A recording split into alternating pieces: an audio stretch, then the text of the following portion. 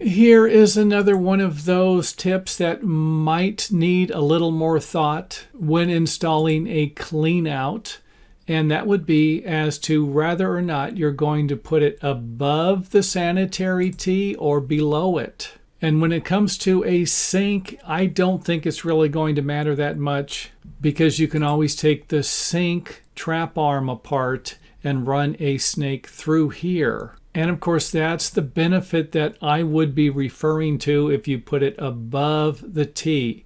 If you have a clog in this area right here, then you can usually unscrew this part of the clean out and then run a snake through here and through the clog to get rid of it, making it a lot more valuable to have the clean out above the tee than below it. However, this will not always be the case. And that might be a situation where you have a sink draining into a wet vent to where you need to have a larger diameter pipe running up with a larger clean out.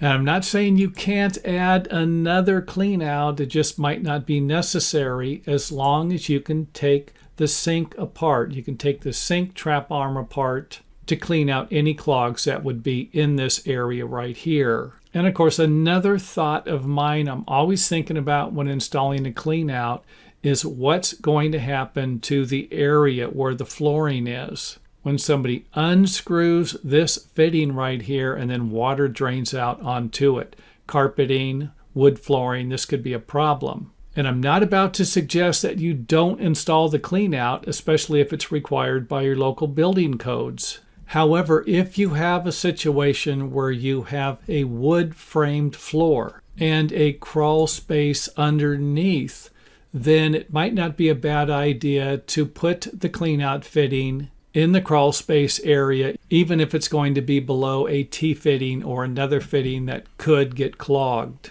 That way, all of the water that's going to be in the pipes when you unhook the clean out plug is going to drain into the crawl space and not onto your floor in your living room. And I do understand that this isn't rocket science. You don't need to put that much thought into this, and clean outs usually don't cost that much and do provide homeowners with cheap insurance, especially if it prevents you or a plumber from climbing up on top of the roof because you have to get to this area over here because there isn't a clean out above the tee. And of course, that would prevent you from breaking any of your roofing tiles or from either one of you falling off of the roof. And with that said, some of the information I just provided you with might actually be a little more important than I'm making it out to be.